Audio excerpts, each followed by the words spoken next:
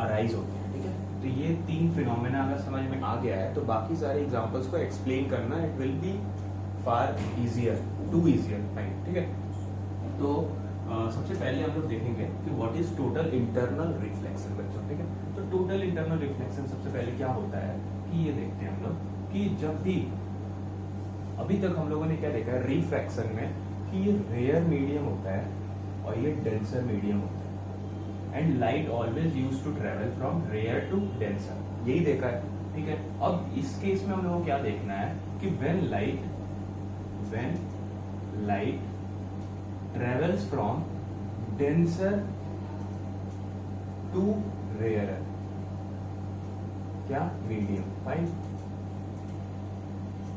Medium, ठीक है। तो लेट्स से चलो मान लो ये डेंसर मीडियम है, ठीक है, और लाइट यहां से फॉल करी है, ये इंसिडेंट लाइट है from denser medium to rarer medium जा रही है, ठीक है, रेयरर मीडियम में जा रही है। तो होता क्या है ना बच्चे कि देखो हमने क्या सीखा है कि जब भी कोई लाइट डेंसर से रेयर मीडियम में जाती है तो अवे फ्रॉम नॉर्मल भागती है, क्या होता है वो, ये इंसिडेंट एंगल है तो it will go away from normal, ठीक, यही होता है, ये होता है, ये हम लोगों ने देखा है, फाइन। इसको बोलते हैं रिफ्रैक्टेड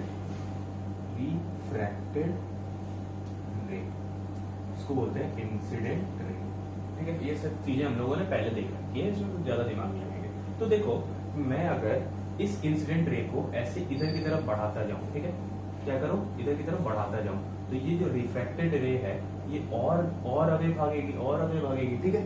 तो एक ऐसा इंसिडेंट रे हम ले लें, लेट्स से एक ऐसा इंसिडेंट रे हमने ले लिया, इसको हम लोग बोल देते हैं कि लेट्स से इसको हम बोलते हैं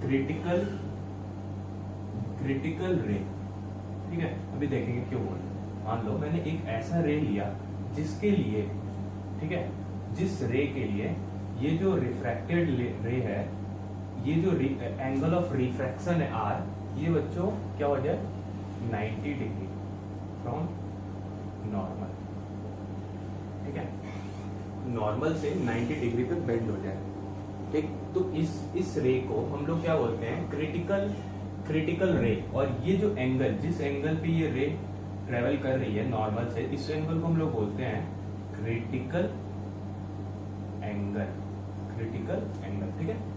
यहाँ तक बात समझ में आ गई। अब मान लो मैं क्रिटिकल एंगल से भी ज्यादा पे किसी रे को डेंसर मीडियम से रेयर मीडियम की तरफ इंसिडेंट करा दूं, लेट्स से ये दूसरे कलर से ले लेते, लेट्स से मैंने क्रिटिकल एंगल से ज्यादा एंगल पे एक रे ले ली, ये वाली, fine, this is more than critical angle. तो अब क्या होगा ना कि ये रे यहाँ तक तो बेंड हो गई है, अब ये यहाँ अंदर की तरफ आने लगेगी, क्या होगा, ये ऐसे चली जाएगी। तो अब जो ये एंगल बन रहा था, लेट्स से ये θ1 बन रहा है, तो ये एंगल भी हम देखेंगे कि θ2 बनेगा and the light from the denser medium will not cross the medium and will be internally reflected. इसको क्या बोलते हैं हम लोग, रिफ्लेक्टेड लाइट, इंटरनली रिफ्लेक्टेड, ठीक है, इंटरनली रिफ्लेक्टेड लाइट। तो इस तरह से होता है हमारा कुछ कि कोई डेंसर मीडियम के अंदर अगर कोई रे डाल रहे हो at the angle greater than critical angle, ठीक है, इस क्रिटिकल एंगल से बड़े एंगल पे अगर डाल रहे हो, ठीक है, क्रिटिकल एंगल से बड़े एंगल पे डाल रहे हो, तो वो टोटली इंटरनली रिफ्लेक्ट हो जाएगा, क्या होगा, टोटल इंटरनली रिफ्लेक्ट हो जाएगा, फाइन, इंटरनल रिफ्लेक्शन हो जाएगा उसके अंदर, वो बाहर ही नहीं निकलेगा, फाइन, ठीक है। इसको बोलते हैं हम लोग टोटल इंटरनल रिफ्लेक्शन, फाइन।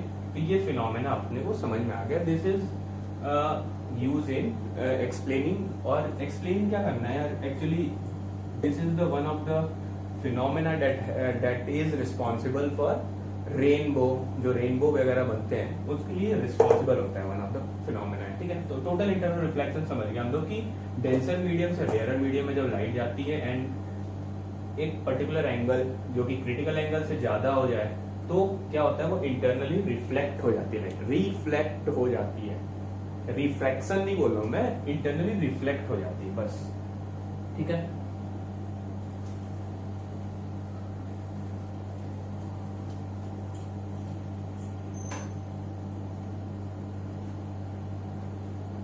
अब देखते हैं बच्चों, ठीक है, एक देख लिया हम लोगों ने टोटल इंटरनल रिफ्लेक्शन किसको बोलते हैं, फाइन।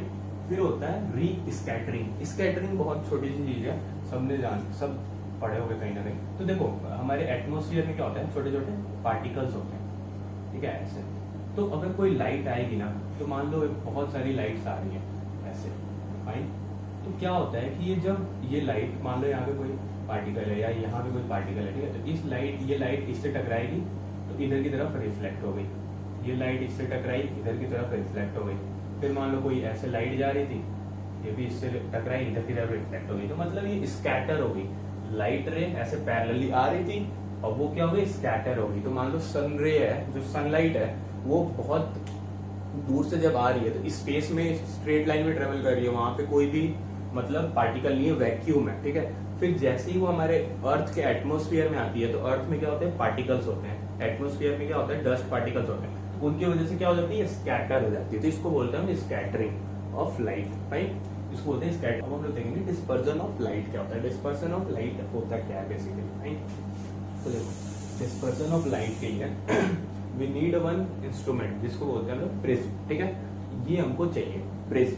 तो प्रिज्म कैसा दिखता है, देख सकते हो, जैसे कि कोई झोपड़ी टाइप का, ठीक है, शीशे का है, ग्लास का होता है ये, ग्लास प्रिज्म की बात कर रहे हैं अपन लोग, बिल्कुल ट्रांसपेरेंट ग्लास प्रिज्म है, ठीक है। तो ऐसे झोपड़ी सा दिख रहा है। अब हम क्या करेंगे, इसको इस साइड से देखेंगे, इस साइड से देखेंगे जब, तो कैसा दिखेगा बताओ, कुछ इस तरीके का। देखो बना लेता हूँ, ठीक है, ऐसा दिखेगा, ऐसा दिखेगा ट्रायंगुलर सा, ठीक है। तो ये हमको एक प्रिज्म मिल गया। अब क्या होगा ऐसा, अब क्या होता है एक्चुअल में देखो कि हम लोग क्या करेंगे इस पे कि व्हाइट लाइट इसके ऊपर इंसिडेंट कराएंगे, व्हाइट लाइट, ठीक है, व्हाइट लाइट इंसिडेंट करा दिया हमने, ठीक है। इस पॉइंट पे क्या होगा, एक नॉर्मल ड्रॉ कर लो, ठीक है, ये होना चाहिए, फाइन। अब देखो एक्चुअल में क्या है कि ये ग्लास है, तो यहाँ पे क्या आएगा, रिफ्रैक्टिव इंडेक्स ऑफ ग्लास, ये क्या है, एयर, ये भी क्या है, एयर, ठीक है। तो एयर से मतलब कि एयर से ग्लास में जा रहा है, इसका मतलब क्या हुआ, रेयरर मीडियम से डेंसर मीडियम में अपन जा रहे हैं, ठीक है। अब व्हाइट लाइट जो होता है ना बच्चों, व्हाइट लाइट जो होता है हमारा, व्हाइट लाइट ये क्या होता है, ये बनता है हमारा 7 कलर से, किससे, VIBGYOR, विबग्योर, ठीक है। ये हम लोग जानते हैं कि विबग्योर कंबाइन होके व्हाइट लाइट बनाता है, मतलब कि व्हाइट लाइट का जो कंपोनेंट है वो ये है, violet, indigo, blue, green, yellow, ये सारे कलर मिलके बनाते हैं व्हाइट लाइट, राइट। इसमें क्या होता है, अब देखो ध्यान से, जो वायलेट कलर होता है इसका वेवलेंथ जो होता है वो स्मॉलेस्ट होता है इसमें, ठीक है। इसका जो वेवलेंथ होता है रेड कलर का जो वेवलेंथ होता है, ये क्या होता है, लार्जेस्ट, ठीक है। तो ये हो गया हमारे पास वेवलेंथ का ऑर्डर, कोई दिक्कत नहीं है इसमें, ठीक है। अब एक चीज सब ध्यान से सुनना जो बोल रहा हूं, कि जो बेंडिंग होती है, bending of light ray is inversely proportional to, क्या बोल रहा हूं मैं, is inversely proportional to 1 upon wavelength, ठीक है, ऑफ लाइट, ठीक है ना। ये पहले दिमाग में बैठा लो कि जिसका वेवलेंथ ज्यादा होगा वो क्या होगा, कम बेंड होगा, वो लाइट कम बेंड होगी, और जिसका वेवलेंथ कम होगा वो ज्यादा बेंड होगी, फाइन। तो अब होता क्या है बच्चों बेसिकली कि व्हाइट लाइट जब हम लोग डाल रहे हैं, ठीक है, तो अब ये रेयर मीडियम से डेंसर मीडियम में जा रहा है, तो इस पॉइंट पे क्या होगा, लाइट का इस नॉर्मल के टुवर्ड्स क्या होगा, बेंडिंग होगी, सारे कंपोनेंट्स की बेंडिंग होगी, इंडिविजुअल्स, ठीक है। तो बेसिकली जब हम लोग देखेंगे तो हमको क्या पता है कि अलग अलग कलर का अलग अलग वेवलेंथ है, ठीक है। तो रेड का सबसे ज्यादा है और वायलेट का सबसे कम है, तो जिसका सबसे कम वेवलेंथ होगा उसकी बेंडिंग बहुत ज्यादा होगी। तो मान लो कि ये जो वायलेट कलर है वो कुछ ऐसे चला गया, ठीक है, इसको हम बोल देते हैं वायलेट कलर, ठीक है। ये वायलेट कलर वाला जो कंपोनेंट है व्हाइट लाइट का, जो वायलेट कलर है वो इतना बेंड हो गया, क्या बोला मैंने, कि बेंडिंग उसकी बहुत ज्यादा होगी, ठीक है। बेंडिंग का मतलब देखो, ये ऐसे जाना था इस लाइट को, ठीक है, ऐसे जा रहा था ना, क्या हुआ, इतना बेंड हो गया, फाइन, ठीक है। सिमिलर वे में जो रेड कलर होगा उसकी बेंडिंग क्या होगी, सबसे कम होने वाली है, ठीक है। तो वो कुछ ऐसे चला जाएगा, ठीक है। इसको मान लो मैं बोल देता हूँ रेड वाला, तो ये दोनों ऐसे हो गए, फाइन। तो दोनों रिफ्रैक्शन के बाद दोनों कलर डिफरेंट हो गए। इसी तरीके से सारे कलर की अलग अलग बेंडिंग होगी। तो लेट से यहाँ पे 1 2 3 4 5, एक और बना दो, ठीक है। तो 1 2 3 4 5 6 7, एक एक्स्ट्रा बन गया है, तो कोई एक हटा देते हैं, ठीक है।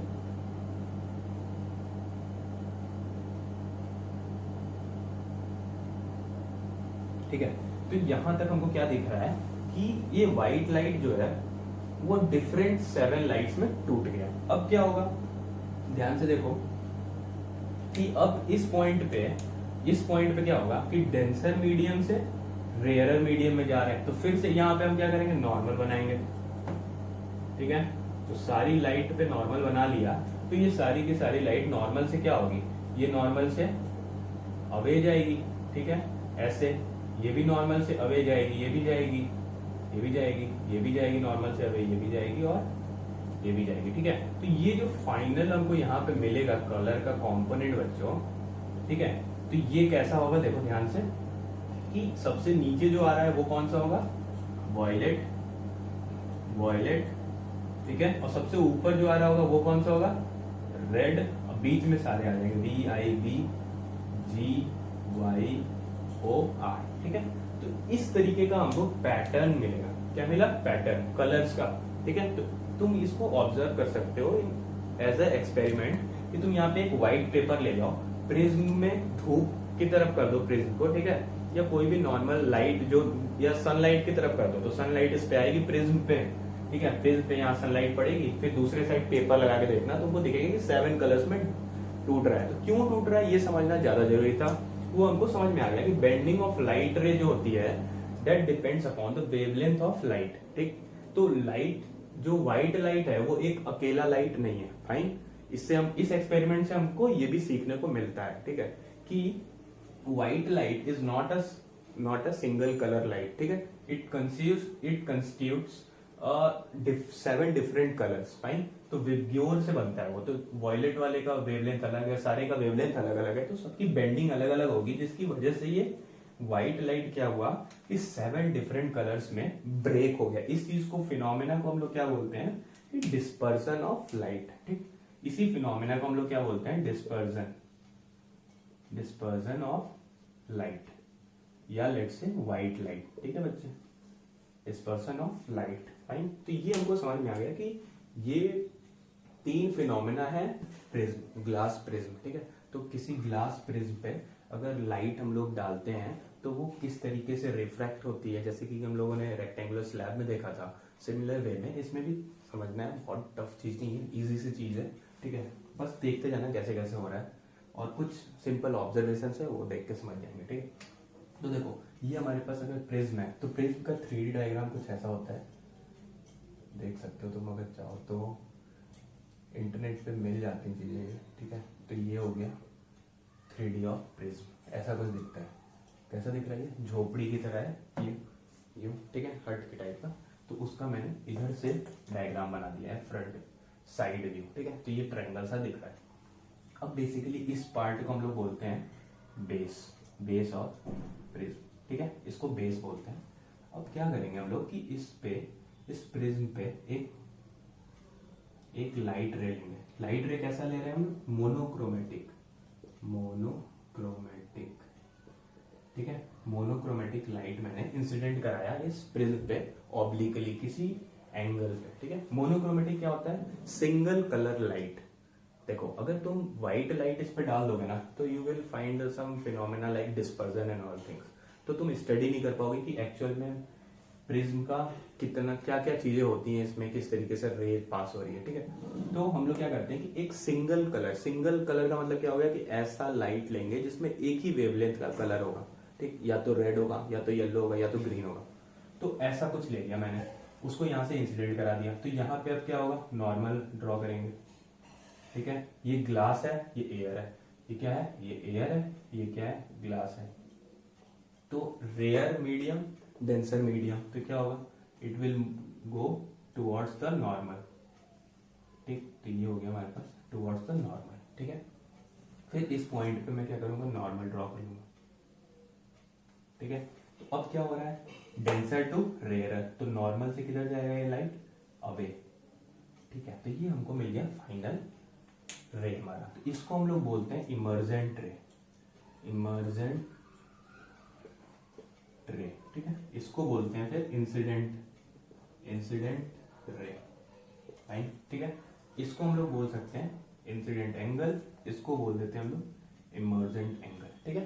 तो ये चीजें हो गई। अब इसके बाद देखो एक चीज जो होती है जो इम्पोर्टेंट इसमें, वो कुछ ऐसा होता है कि इस वाले को जो इंसिडेंट रे थी इसको हम एक्सटेंड कर दें, अगर आगे क्या कर दें, एक्सटेंड, तो ये कर दिया मैंने, फाइन, ऐसे एक्सटेंड कर दिया, ठीक है, कर दिया।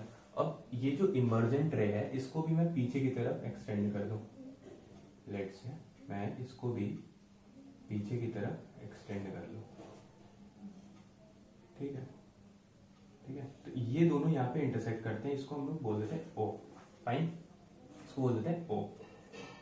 तो ये और ये, तो अब देखो कि एक्चुअल में जो रे तुम डाल रहे थे वो ये थी, ऐसे जाना चाहती थी, लेकिन फाइनल जो रे इमर्ज होके आ रही है प्रिज्म से वो कुछ ऐसे जा रही है। तो ये जो एंगल बनता है ना बच्चों, ये इसको हम लोग बोलते हैं angle of deviation, angle of deviation, ठीक है।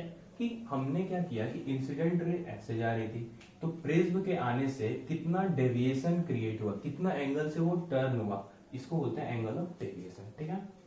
तो एंगल ऑफ डेविएशन, अगर मैं इस पॉइंट को, किसी पॉइंट को लेट से कुछ बोल देता हूँ बी, और इस पॉइंट यहाँ पे कोई एक पॉइंट लेता हूँ ए, तो ये एंगल ऑफ डेविएशन कौन सा हो गया, बताओ जरा, ए ओ बी, ठीक है, A O B, angle A O B को बोलते हैं हम लोग एंगल ऑफ डेविएशन, ठीक है।